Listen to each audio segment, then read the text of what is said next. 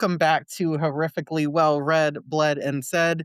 We are so excited today to be talking to Jo Kaplan, author of The Midnight Muse, out March 10th. This is a book that I have been just waiting to talk about for almost a year now. I'm so happy it's finally coming out. Welcome, Joe, to the pod. Thank you. It's so nice to be here, and I does feel like it's been a really long time coming, but I'm excited to talk about it. Yes. Well, first and foremost, Yes. as I always we used to ask, like, what's your experience with her? But I said I didn't want to really do that anymore because I just, it's not that I don't care, but I really want, like, what I realized that I love talking about is the cover of a book. And I have been obsessed with mushrooms and fungi and whatnot before it was cool, before it was like the trend. And so I'm here for all the books for that. But if you do have any merch related to this book cover, whether it's a clothing, a hat, stickers, I would absolutely love to have it. Honestly, I would too if Yeah, the artist Matthew Revert, like, could, yeah, repurpose the cover into other please. cool things. I would be Yeah, I would. all into I it. Yeah. mean, it's I it's. mean, I would say a hoodie, a black hoodie Oh with my this. god, Come on. yes. Like, it fits the book itself that this looks like Yes, such a an metal awesome band. metal band cover, Yes, like, come on. yes. I'm so into the cover too that I actually bought a dress that looks very similar. It's like covered, Oh, it's like black with white mushrooms. And I also recently, well, in last July, I got a mushroom tattoo. So well, what is the which type of mushroom tattoo and where did you get it? it's, I think, like chanterelles and a couple of flowers, and it's on my forearm. It looks great. Lovely. I'm definitely gonna have some of those added to my body because I have, like, a little tiny, fern, Mhm. what is that? Like I wanna say fontanelle, that is not the correct that's the baby's top of the soft part of the head. I cannot That'd be think a of the weird tattoo. yeah, I know. That is, like, I cannot think about you cook the little fronds. It is a frond. Ah, Okay, so maybe I would love to see a pic or upload it because that'd be awesome. But yeah, so you got this book at StokerCon, right, Adam? I stalked Kristoff for this book. Okay, because I wanted to say that you came back with so many books to the room, and I was like, "This is the number one book that I wanted to read out of Mhm. everything that came back." And then, of course, as stupid things happen, the TBR gets overloaded, and you had scheduled, and I was like, "Yeah, forgot about this." And it's just like a book that the outsides meet the inside in a way that you're like, "Yeah, I was hoping it would match this well." A lot of fun, really easy to get into. You don't have to wait for the things to pop off very hard. I mean, it's just like you're kind of immediately sucked in. At least I was. Yeah, That's I think awesome. this is a book that I would say, I had commented on a post for it that, it pisses me off how good this book is. It's really good. It just makes me angry. It makes me wanna, like, hit things She because she it's so good. she looks like a thickie, but she reads fast. She's got some height to her too, That's I it. think is what it That's is, it. yeah, but, I have to say, like, and we're gonna get, into, specifics of things and moments that I love and inspirations and things like that, but before someone picks up The Midnight Muse, what would you want them to know they're getting into? Not necessarily an elevator pitch, but just say, what is The Midnight Muse? So, well, and it's not really an elevator pitch, but actually, when I pitched it to Christoph at Clash, immediately sat down and I described it as a heavy metal fungus horror novel. And he Yes. was like, sold. Yeah, absolutely, right? So there's that, and there's a fair amount of body horror. So if you like that, then that's kind of what you'd be getting into. Yeah, I feel like And it's like when I relationships, friendships, bands. yeah, I was gonna They're out say in the middle of, it like, feels like nowhere. if The Evil Dead, it was the Cabin was a heavy metal band and it, with fungus horror and body horror, it's like Evil Dead meets heavy metal meets fungus equals awesome. Yeah, I mean, it's impossible to write a cabin in the woods horror novel without thinking about The Evil Dead, and I think I even have a character directly reference it when they're there. They're in the cabin and they're like, "Oh god, don't go in the basement. Didn't you ever see The Evil Dead?" Yeah, yeah. Well, And that is a really creepy fucking trapdoor basement that you gotta love it. made for that, so, um But yeah, I wanted to just say that as I started reading this, you had made a description of someone having teeth that were like a pair of chiclets. I immediately was like, went down this memory lane of I loved chiclets as a kid. It was like the one thing, I don't know why we were never banned from getting chiclets because we were always like, no, I'm not buying you this. You guys get it messed up and whatever, like the four of us. But my mom would always be like, yeah, if we were at the bank, she'd be like, yeah, I'll give you a quarter. You guys can get some chiclets. And for anyone who doesn't know what that is, they're like the little squares. They can be white, pink, yellow. I mean, there are a couple of different colors. Adam said like he always thinks of the guy in the mask where his teeth The look Jim like Carrey yeah, mask. looks like chiclets. I said, Adam, did I ever tell you the story of like why I have like a really love-hate relationship with chiclets? Well, I love for me, hate other people hate me for it. But he was like he's like, "We're leaving the bank. It's summertime, and my best friend's with me, and we've been given the money to get the chiclets. Well, I ran out of hand space, like, from what so I ended up just, like, tucking it under my armpit." And you buy chiclets at the bank? Yes, it was in the vending thing. There's a vending machine of Like the okay, little thing that you put in you turn and the chiclets fall out. or cigarettes. No, no cigarettes Oh, there. man, those were the cool ones. But so I was like, "Okay," I was getting a handful for this, myself, for my brother, for my best friend. Oh, the ones where they just, like, straight dump the candy out. Yes, Oh, and I those are ran out of weird. places, so I was like, I "Let me." always think of runts when I think of those. Okay, and so I basically stuffed them into my armpit on a summer Of day, course. passed them out then to my best friend who still is my best friend and has somehow forgiven me for poor judgment, The but armpit chiclets.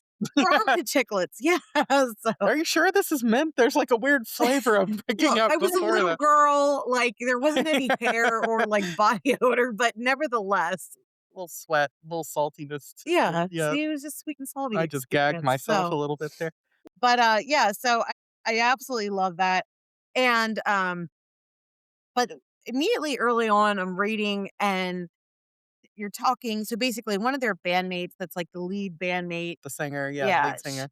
she goes missing, and that's kind of the premise of the book is, like, is she missing? Is she dead? Is she not? What do they kinda do? They're kind of in limbo of Mhm. how do they even proceed forward, and some of the band members are having a confrontation and with each other, and you wrote a line that said, "Being guilty is not the same as taking responsibility."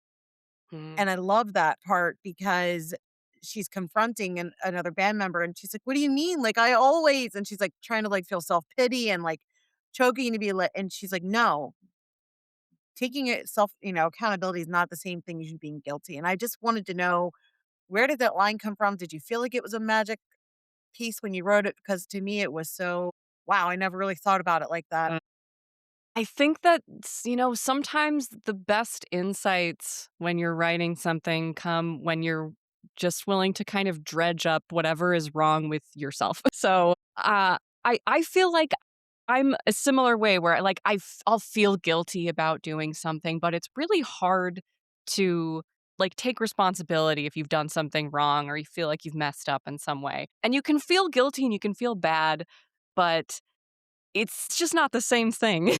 I think it's just me kind of confronting that. Not that I, like, have anything specific that I feel guilty about, but just thinking about the distinction between how you feel and how you behave, and how those things don't always line up. And I think that those are the interesting places, where you kind of think about what have I sort of noticed about myself, my feelings, my behavior, and then kind of pull from that in order to, I guess, give more depth to the characters. Yeah. Because it's kinda like, well, you always feel bad that you did this, but it never stops you from doing it, or it never changes your next behavior is what I kinda got out of that line.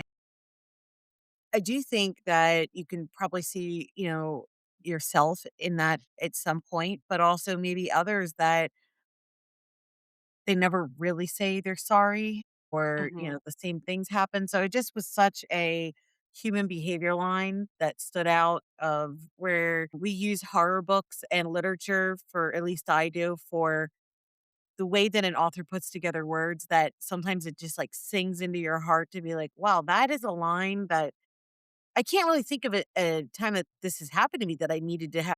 say this to someone or someone needed to say it to me, but it just was so profound of, Mhm. wow, that is such a great takeaway. Yeah, definitely.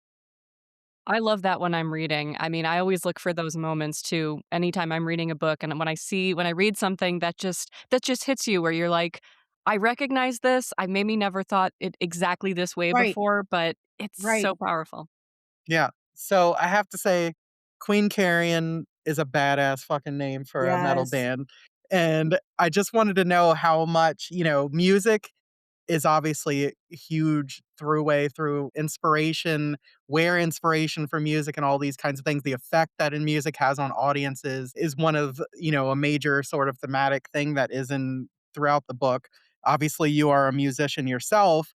How did you bring some of those experiences and things that you had to this book? And sort of when you sat down to write it, did you know like this is a book that is going to be infused with music? So what's actually interesting is that I wrote the very first, like, barely even a draft of this, and it wasn't a band, it was just a group of friends. So the very first iteration of this, like, years ago, had no music, and then I completely rethought what the situation was and who these people were, and I realized I really did wanna write about a band. Music has always been really important to me. Like you said, I'm a musician, I play the cello. I've played cello since I was, Okay, like, so a kid, you're the wind. but I've played in orchestras, I'm a classical musician, but I'd also always wanted to be in a band. I briefly tried playing the guitar when I was, like, 13, never continued with that, but I always wanted to be in a band and also kind of thought it's unusual to have a cellist in a band. Yeah. So you're But the Wendy of the book, of the character. yeah. Yes, I did have to include a cellist, of course. Yeah. Yeah. Well, I love how you said like it's the how did you say it's like the actual human voice of the band when you Mhm. have the cello? Yes, I did get that line from I mean, it's something that I've heard before. I don't know, like, where specifically I've heard it. I've heard it a bunch of times that the string instrument that sounds closest to the human voice is the cello, and it's mainly because of the specific range. The range of the cello encompasses basically the range of the human voice, so the highs and the lows. So I think that's kind of where that comes from. But, there are bands out there that have there's, a cello metal band, Yeah. Apocalyptica. They started out playing, Metallica covers, and they have a lot of amazing original music as well, I always and think of there's others. Rasputina with Yes. Yes, love. Rasputina, yeah. Well, we still do kind of a cover. I forget they were doing all different songs, but Yeah. it was heavy metal with strings. And horns, and yeah, it was Yeah, it I was think it was the Metal Orchestra, it I was think it is called called something like that. that? Yeah, Yeah, live, but Candlelight, yeah, it was very cool. Yeah. I just feel Yeah, like so there's a anytime lot you of feel that like a out there string now. I'm sorry, what? Sorry, there's a lot of that out there, which is really cool.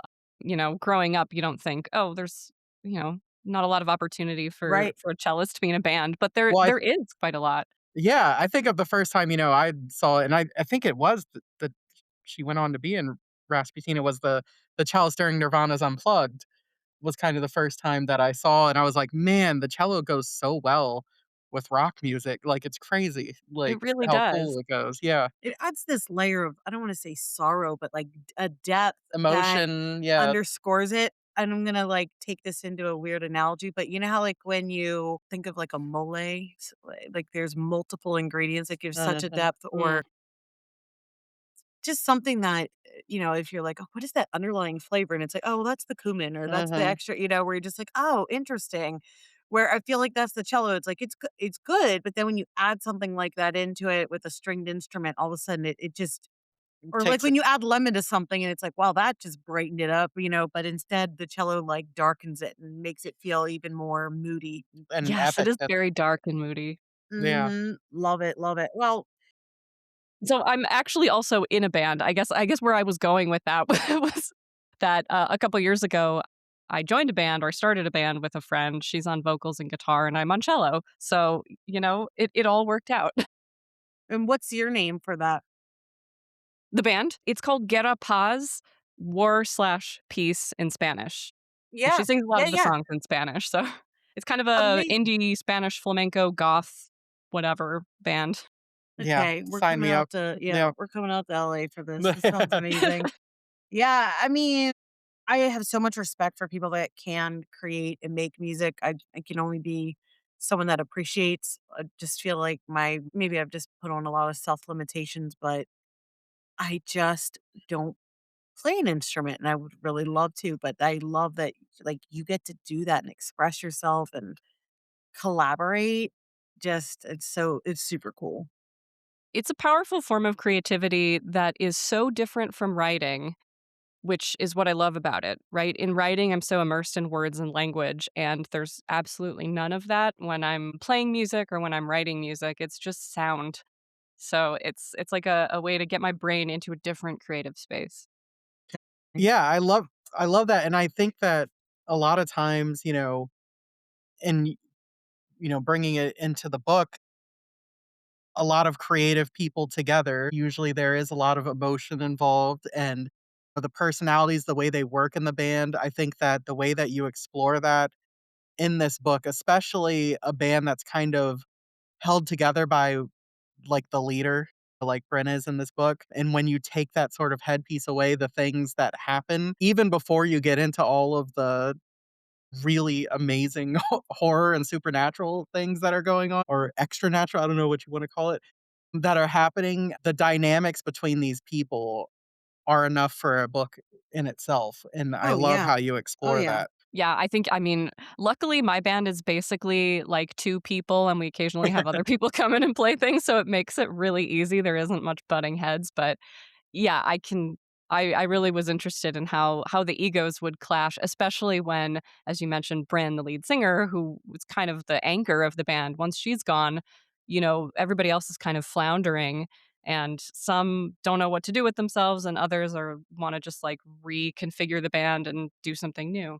Yeah, and then that causes like tension and fighting because their alliance is not whatever that is about that charismatic leader that they can pull all the people together and it's not like anybody changes, and you can see that maybe Reese or someone else could, still have these abilities, but they're not going to pull people in the way that Bryn does and make Yeah, that he wants his cohesivity. chiclet-toothed girlfriend to be the lead singer, but she's just Exactly. not she She's just not And full it's of one it. of those things where it's like, Dare I say she has a gummy smile.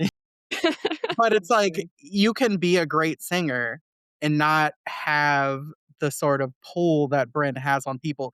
And I love that there's like this supernatural feel to the band again, even before she Yes. disappears, where it's like she communes with something like the songs come to her in this very like muse like Mhm. way that it like has created this like aura around the band already before we even get into anything again. And I think of like, when you think of certain bands now where they have that sort of mythicness around that and I love the way that you play with that here.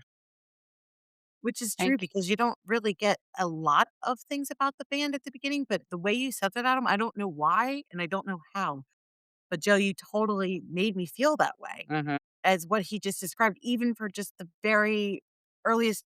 Maybe it's just hearing about how crazy their shows were and how Yeah. someone was trampled there, but also like how she gets the music. I mean, this is all within like the first maybe 30 pages that you're getting this sense of wow, there is something seriously synergistic about when they're all together. I'm so glad that all of that was coming through early in the book. That's so great to hear. Well, I want to say like because before we get to the cabin and all the crazy stuff that happens there, one of the, like, disturbing, scariest scenes to me in the book is, you just alluded to it, Rebecca, is that very, like, notorious show where someone got trampled, and Mhm. I don't know if I've ever read this sort of, like, way that you explain this almost like existence stops while this song is being played, and I was just wondering, like, where the inspiration for that came from because I'm reading this part and I'm like, "I gotta stop for a second. I'm feeling a little discombobulated," like, it was You so, had one of those weird like panic yeah, attacks? yeah. Okay, It alright. was like it was so, like, affecting, and I was like, "This is some, like, original, like, creepy shit here." Yes. Almost like Thank you.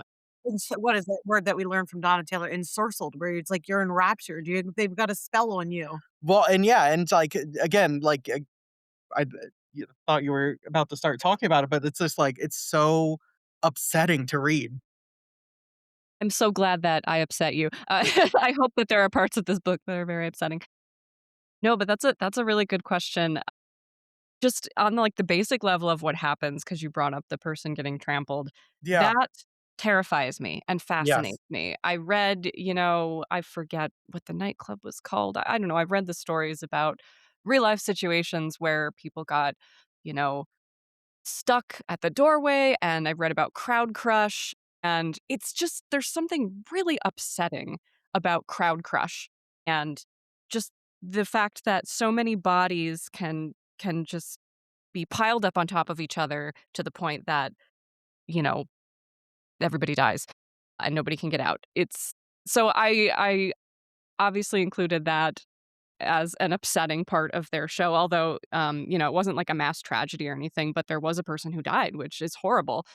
The band feels guilty about it. But what happened with, them playing the song, their sort of infamous song, Midnight Ritual, that's when everything seemed to go dark and like you said, slipping out of existence.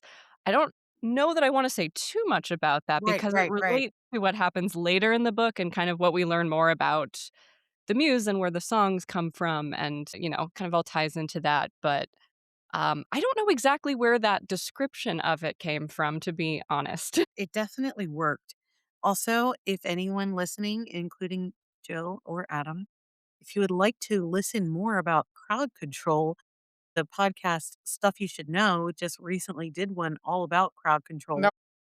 And I found it to be fascinating because they give you a really good example of this is when things get dangerous. And so they give like an example of like it's this many people packed onto a tennis court. And you get this idea of like, oh, that's what they're talking like, oh, like just how human behavior, like once you're in a crowd and what constitutes that and how you almost become your own, like you're less of a person, but you're just following more as like an entity. Like the crowd takes on its own life. And I'm thinking of just like walking in general, if you're at a fair or, anything that you don't really feel like you're in a crowd, but yet the movement's going almost like a river, like a current. Yeah, Mhm. it And becomes like water, yeah, like liquid. yes, yes. And so I found that was neat because it was kind of like a scientific take on crowd control. So just want to plug that, not that. And look, I like most of the people that come on here love to deep dive into shit. They like to Yes. research things and they're very curious. So, it's a level of, it does that scares the shit out of me Yeah. where because you can't get out and you're stuck and Mhm. Well, I think that what's interesting is, like, normally, like, all of the really, like, horrific, famous examples of this happening, it's usually because there weren't enough tickets, people were trying to get in, all these different kinds of reasons, and in this book, it's like, what if there really was a reason they needed to get out of this club?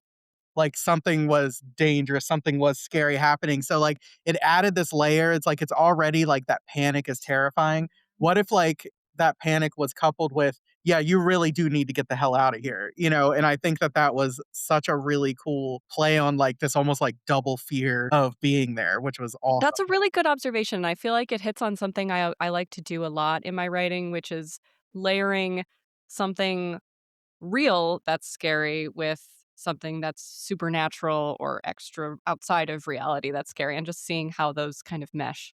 yeah, well, you immediately, like I said, you can build a great atmosphere and just feel like I don't know, that feeling when you're, like, watching a really good movie. Feel like you start that out from the jump for the book, and then eventually, they're all going out together to this kind of Airbnb out in the middle of freaking nowhere, and, just miss the turn. You go out, you're getting them unloaded, and they're like, "You know what? Like, let's go out and have a fire." And let's sit around outside in the middle of nowhere, right? Does anyone actually know they're there? How many people know they're there? Like, we don't know all this yet right now. And another one of the lines that you wrote where they're trying to get this fire started, and if anybody like ever has tried to start a fire, it sometimes doesn't start as Mhm. fast or as easy as you would like it Yep. to. And someone says, "I feel like we need to feed the fire a scary story." And they're like, "Oh, is that what that eats?" And I guess that harkened back to the Scary Stories to Tell in the Dark or the Friday night show, and I was wondering, like, did you have an inspiration for that or just, you know, how it needs this to grow? I thought it was so cool. Well, now that you mentioned Scary Stories to Tell in the Dark, that was a huge for me when I was a kid, but, That also reminded me of the show Are You Afraid of the Dark? That's the Yes. one I meant. Yes, that's what I meant. Okay, yeah. The Yes. Midnight Society, yes. Like, that's what I felt like he was saying, like, they were like, "You know what? It needs a story." I always wanted that whatever that little sparkle dust that they had Mhm. for the Yes, what fire, I was always wanted. that? I was obsessed with that show as a kid. I watched it all the time. It was absolutely my favorite show.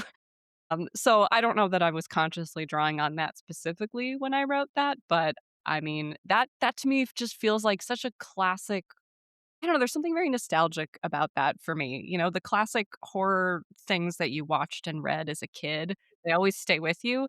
Right. So the scary stories around the fire and kind of yeah, I think that that's maybe where that came from.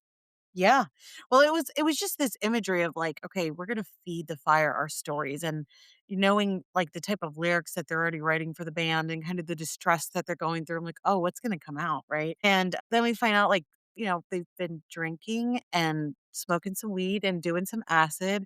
And I'm like, wow, that is a lot to be telling scary stories around a fire while being on acid. Like for me, that's not an idea of a good time, but for a lot of people, I know that it is, and I know that okay, I grew up in a really rural area, and usually, like, I don't know if you've ever seen there's a meme that goes around of, like, you tell your parents that you're at so and so's house, but you're actually half dead in a cornfield, with a bottle of vodka or whatever. So, in this area, we would do there's a lot of, like there's nothing else to do other than to just party and get high. There were a lot of people that would love to go, quote unquote, camping and trip on acid in high school or early college. And I just remember some of my friends saying they were doing it in the summertime and the lightning bugs were out and they felt like they were on a stage with applause. And like the lights that people were like taking cameras and flashing for them. And it was just this amazing first tripping experience. But I don't feel like that's how it was going for the people at the fire tonight. Like, some people were kind of okay. People were like, "Yeah, I'm kinda getting a little freaked out. I'm hearing some noises. Maybe I'm being too hypersensitive." Yeah, I mean, well, first of all, that's such an interesting image of the fireflies making them feel like they're on stage. Like, what a fascinating connection that Mhm. people I can was like, make. "You're still not talking me into it. I'm not the one, okay?" I don't know, it feels like, the start of a Freddy Krueger dream. But I mean, obviously, it's a horror novel, so you know, I want my characters to be nice and paranoid. Plus, I was chuckling to myself at having them do mushrooms, and Yes, it's a mushroom horror novel. I was like, well, how can genius. I not have them? Yeah, I should not say acid, I should say, like, what, psilocybin or whatnot, the shrooms. That was always the other thing, it's like, "Oh, man, I really wanna go eat a pizza," and it's like, "Just say you wanna do mushroom." Like, "Okay, we get it." But, no, I know that we know some people that really enjoy the mushroom tea and just, enjoy taking the doses of mushrooms and just feel like it is really realigning for trauma. The fact that it's being used so much That now part for, really does yeah, interest therapy, me. yeah. I just need to do it with, like, a doctor. I need to go to one of those Mhm. medical where it's approved or Where they do, sit like with you and yeah. yeah, or the ayahuasca because 'cause I'm gonna be a total pain in the ass. Or I I didn't don't know, even get they drunk till I was, have like, like 30 because I didn't wanna lose control and, just scared of everything. So yeah, I'm gonna be a real pain in the ass to those nurses and doctors, but I think it sounds cool to, like, have a lot of the traumatic healing and stuff like that. that is interesting. I know people do like micro dosing and I don't know stuff like that. Yeah, because, I mean, there is so much validity towards people that I've read about have had, severe alcoholism that treatment resistant depression, things like that. And the daily, microdosing with the psilocybin has changed their life and rehealed their brains because from what I've read about is that the psilocybin you can't access like whatever you take from a normal Zoloft or Lexapro, whatever, it doesn't access those neurotransmitters. So when you take the mushrooms, it opens up more neural pathways that weren't available before. And so, you really are trying out an entirely new treatment, to be honest. Huh, that is interesting. And weirdly, it kind of reminds me of something that I read, I probably around the time that I was writing the book about this theory that human like cognition, language, consciousness, sort of like one of the springboards, I guess, for that was taking mushrooms. It like accelerated, I don't know, human like self-awareness and cognition, thousands and thousands of years ago. I I believe don't it. know if that's real, but Well, I feel like it's worth looking into, and so much of it has been it's amazing to me, and, I think just from talking here, was I was completely that kid that was affected by DARE, like, never, ever, ever, ever do drugs, and if Yeah, you do, you're the worst human being ever. late '80s, early '90s, Oh my man, it was god. rough. And so but I've yeah. come into being an adult, I'm like, "Oh, that's really crazy that you, like, criminalized a plant that I could have just passed outside." Even now, like, if you're in a state that you do you're selecting mushrooms for the psilocybin, you can be arrested, and it's just I don't know. Even when, you learn now that, like, cannabis that we have a full endocannabinoid system, um, and I guess I was reading the other day that even, like, mothers when they nurse, like, they release things from their endocannabinoid, and it's just like, Huh, why was all this and I'm sure we could do the research and we can follow the money, follow yeah. regulations and where all that came from, but I think it's worth it to dig into some of these things that we were taught were so horrible, and I think there's a big renaissance of, obviously, a lot of states saying it's okay now and whatnot, but it just sucks because I think for a long time, I was so indoctrinated, and I think so many others were, but how many people are in jail over a plant? Yeah, I mean, I don't think there should be so many people in jail for drug offenses like that. Yeah, especially in, like, California where it's what they had the 3-strike rule, and it can Mhm. be much harder and whatnot, so but I did wanna ask to transition into at some point, there's a little bit of a talk about foraging and eating some plants if you had to, and mushrooms, and I was wondering if you yourself had done any foraging or were you brave enough to do any of that, whether it be with plants or with mushrooms, which can easily go really wrong, where you mistake chicken of the woods for something else and then you're dead. Never in my life. Um, Yeah. I'm too Not a much of chance, you're a not catching me, okay. I'm too much of a city and suburban girl. I don't know anything about plants. I have to use a plant app when, like, weeds spring up in my yard to see, "Oh, what is this?" Oh, and there was these dark purple berries growing around, my near my lemon tree, and I used the app, and it was, "Oh, deadly nightshade. Okay, cool." I'm not gonna touch anything. Okay, well, good on you for researching it, 1. 2, lemon tree sounds amazing, can't imagine. And, there's nothing wrong with the plant app. I love how these things can be researched, but yes, okay. So not for you. There's a couple of people that really are into those things, and it's pretty fascinating. So anyway, that stuck out to me. I was just like, maybe she tucked it in there because you'll do what you gotta do, but then I was like, maybe she's into it. Maybe she tried it. Well, it's interesting that you say, you are such a city and suburban. This book is set in the Pacific Northwest in Oregon, the forest. Did you visit those areas? Have you visited those areas? Research what kind of things? Because I felt like I was there, reading this book. It's almost a character itself, these woods. Yes. So how did that come to be?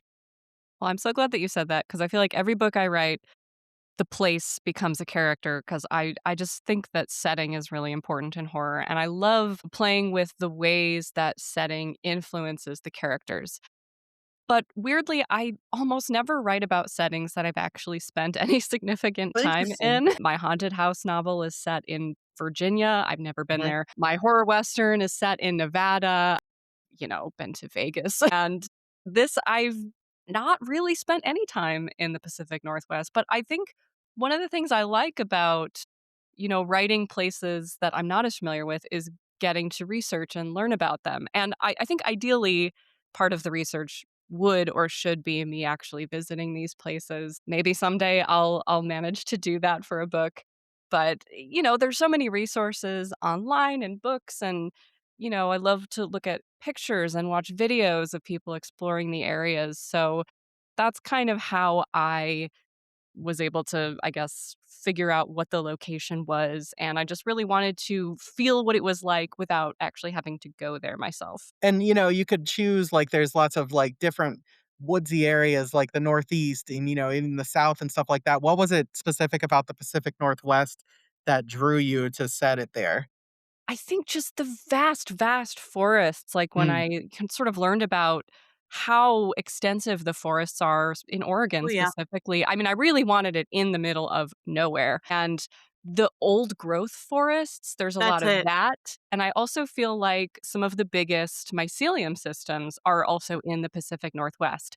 But I actually did, now that I'm thinking about it, I did have one aspect of the setting that I visited, and I just put it there. I went to Idlewild here in California Really? and stayed at this little A-frame cabin in the woods with a couple friends. We got in on Friday the 13th.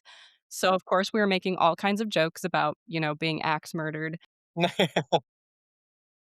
It wasn't As one does, yes. Yeah, it wasn't exactly like Trail Creek Cabin, which is the one in the book, but there was actually a guest book. And I remember reading it and thinking, wouldn't it be cool if there was a horror story told from like a bunch of entries in a guest book and they're all getting at something in the woods? So I managed to infuse some of that into the book. That's amazing. I love that. Well, one of the biggest things I wanted to ask you about is a line that I don't since you've been waiting for a little bit and, maybe you don't realize, but it's one of those things where it's like, "Are you aware how this aged?" And I don't it's they think the government is a bunch of child-eating Satanists. And I was like, "Wow." She knew! Well, to be fair, that accusation has been around for many, Yes. many years. No, but I'm saying, but now it's like L we l would call those people on page 76, Yes. we would call those people the weirdos of like, they're so Conspiracy right. theory. And now it's like, huh, okay. Hmm. So I just was like, if you had released this a year ago, we wouldn't be having this conversation, but now we I are. know. Publishing takes so damn long. It's funny. I mean, I wrote the book in probably 2023. It's just and then it's been with the publisher for like a year and a half, and it's just yeah, it would be nice to get it out sooner, but things take time.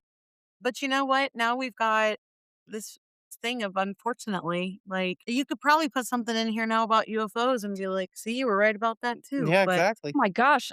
Yeah, especially because I think Lou is into in the book, she's into, UFOs and aliens and Bigfoot Mhm. and all that stuff.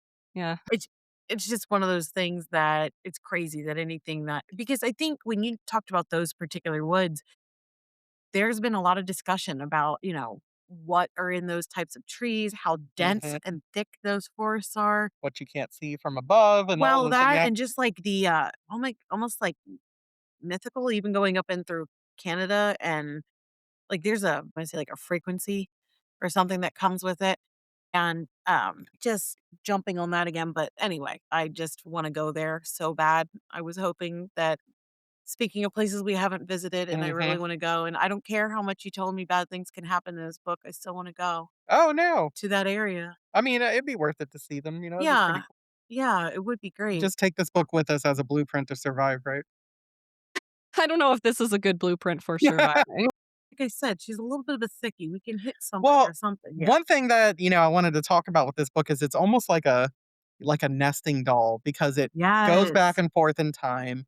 Like, there's so many layers to it, and Except, like, not time loopy and not, like, difficult to follow back no, over time. It's very well laid out because I don't do well with books that I get kinda lost when it switches timelines. I never felt like that with your book. but it's like a layering of, like, as a reader, you're, like, getting more and more each time, It's and like a every new time puzzle piece from the past and then one for the future. right, and every time it gets, like, deeper and deeper, and I was just wondering, like, how much like, as you're initially writing it, how much is that part of that, and how much of it is, like, piecing together, like, in other drafts? Because, like you said, like, when this first started, it wasn't even a band, like, I'm just interested to see how it all came together.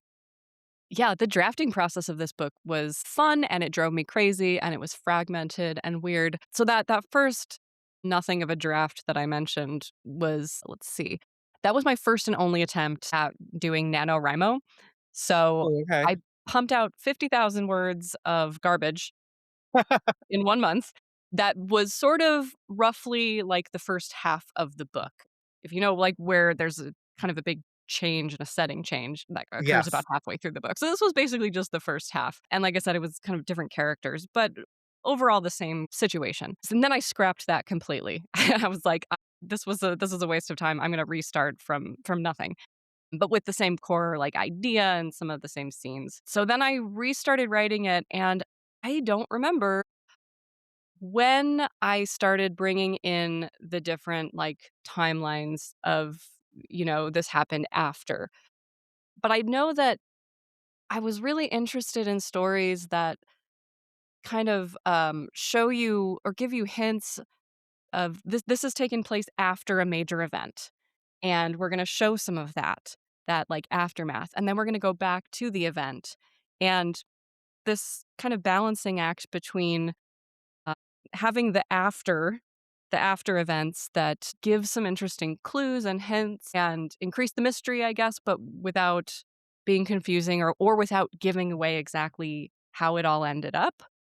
I really liked, stories that can kind of navigate that interesting balance. So I decided I wanted to do that, and I ended up basically starting the book. I mean, after the first little intro part where we get acquainted with Bryn, and Harlow, who's really the main character, we then go straight into this is after all of the events that have taken place. And so I'm glad that you said that it didn't feel, like, jarring or confusing at all, because that was on my mind as I was bringing those parts in.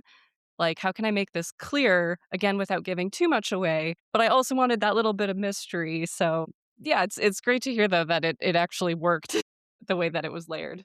Well, okay, and this is why I love it so much is because you put these characters through absolute fucking hell in this book.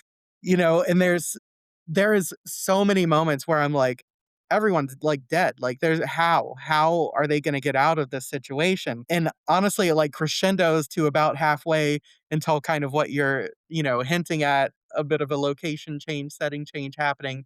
But the fact that it has that after and it has, obviously from characters' points of view, talks about characters that you realize are going to have an after, and you're thinking, "How?" And it adds this interesting different like because normally you think the dynamic is are they gonna survive? And, like, with these characters, it's like, "How in the hell did you survive? How do you have an after?" And so it adds this, like, other layer of suspense that I thought was really cool to it, and I just thought that that was a really like, it again, it just, like, created a mystery on top of the already mysterious and horrific things that are happening. It also kinda let me play with, the character's, like, mindset at that point, and I Yes. guess there were also some moments where I was playing with the reader a little bit by making them wonder, is this person here? Did they survive? Who survived?" Yes, okay, I'm glad you said that because I was 100% asking that, a few times with certain characters, and hopefully this tell me if it's venturing into anything remotely spoilery, but I feel like that first half of the book, which is very, like, cabin in the woods based, is, like, hard, dark, body horror, scary, like, very Evil Dead feeling, and then it takes an almost X-Files turn. Hopefully that's not too spoilery, but it opens it up in a way that I was like that's when it went from being like, I really, really am enjoying this book to being, okay, I'm in the hands of somebody that I really hope knows what they're doing because I'm on a ride that I feel like I am flying off a hill.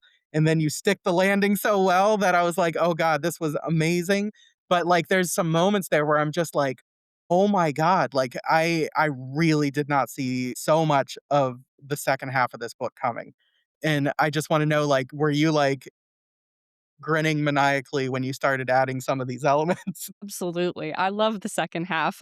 Wanted to So I had some specific things that I wanted to accomplish with this book, because some of my other books are more of like a slow burn. So I was like, I want to get to action and intense horror like quickly. I just want to Mhm. change it up and do that. And I want to have the story go in a different direction, do something unexpected rather than just sort of following the expected, I guess, plot line that horror readers might already be familiar with. Mhm. And so I I like drawing on I guess I drew on some I without giving too much away, I drew on some, like, creepy pasta and little, like, sci-fi kind of stuff, like you said, X-Files, I think that's a really good comparison, but, yeah, I had so much fun doing that. I had so much fun doing that to my characters. Sorry to them, but Well, there's a couple of those moments where you're like, "And they're gonna be okay, and they're not." And I love that, like, that sort of, like, oasis false hope only to be crushed, and it's like, it is both mind-blowing and so much fun at the same time because it's just like, you're looking at the book, you're like, "Wait, I have how much left? Like, wait, this seems like it's" and then you're like, "Oh my god." And again, like, it is fun, it is, like, mind-shattering, but it's why we read horror, like, it's just like, okay, we're seeing these just amazing, really cool things happening, and I just love it.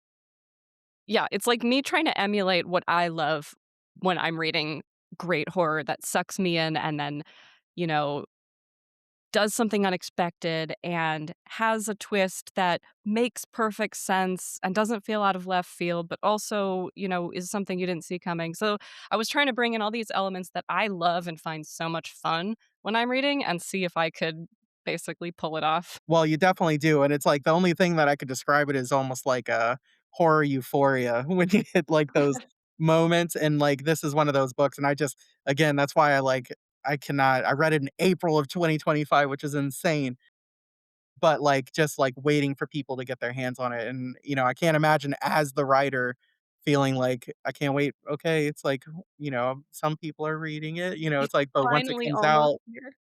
yeah, once it comes out, I can't wait to see the reaction because it is just it's so good.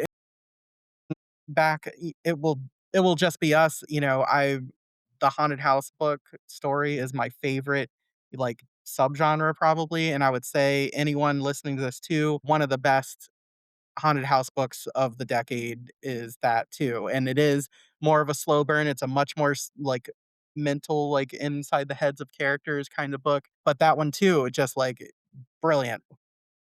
Thank you. Gosh, I'm so glad to hear that. Yes. Well, we look, part of this goal of this podcast is I Mhm. feel like is to just tell y'all how much we love you guys because there's a lot of imposter syndrome and just hard work and things that go in and it's it's important for us to tell you. I appreciate that. You're absolutely right. There's a lot of imposter syndrome, and there's so much frustration and feeling like what I'm doing is never good enough. And this has just been great. Well, good, and so, obviously, March 10th from the awesome Clash books, this book is coming out, but I know, unfortunately, in writing and all this kind of stuff, it's always on to the next thing. Have you written something else that either is coming out or we can look forward to, in the future from you as well? So I do have something in at least the not too distant future coming out, and I think this is going to be officially announced in the next couple of days. But my debut short story collection is going to be out from Clash next summer. So I'm really excited about that. It's a bunch of stories that have been published before, as well as some new ones. Okay. And I have been working on a new novel. I'm just about 60,000 words in, so it's getting there. I'm trying to push through, and it is a dark academia horror novel. I love the fact that, like, each of your books have been so different from the last as well. So to hear that's I'm sure that's gonna be awesome. And a short story collection. I love a short story collection, so I'll be looking forward to that as well very much. And I know this book is gonna be a huge success. If I have anything to do with it, I'm gonna force it upon everyone that I know no Yeah, matter what. and can you pretty please follow up on the merch? Yes. Yeah, yeah. I'll see what I can Come on. do. Make some money, guys. Let's go. Anybody would wear this. Where can we find you? Where can we find your music, books, socials, all that kind of stuff? Yeah, I try to keep everything consolidated on my website, which is jo-kaplan.com. The dash is a hyphen. I'm also on Substack. I have a newsletter there called Books, Booze, Beats. It was Books and Booze, but I've added music in, so I pair books book recommendations with cocktails, and now I'm also pairing it with music. and I have links from there as well to my band. We're on Spotify, but we might be hard to find because we're very indie, but it is linked from my Substack. And otherwise, I'm on, Facebook and Instagram. My Instagram handle is Joanna Perry because my real name is Joanna Parapinski, That makes sense. and I never I was change. gonna ask, I was like, "Okay, there's Kaplan, there's Perry," and I was like, "But okay." But, now you've answered it, I didn't even have to ask. Yeah, it's kind of a nothing story. It's just I had never planned to have a pen name, and then when I published It Will Just Be Us, the publisher suggested it as I moved kind of from the indie world to more traditional publishing, and so I also never wanted to change my name when I got married, and my You husband's last name is Kaplan, so I stole it for my pen name. There you go. That's a nice little nod there. I like it. Very cool. Well, we wish you all the luck, and when the short story collection comes out in the next book, hopefully you will come back and talk with us about those. But until then, we really appreciate it, and I hope you have a great night. Thank you so much. You too. It was such a pleasure, Joe, thank you. Thanks.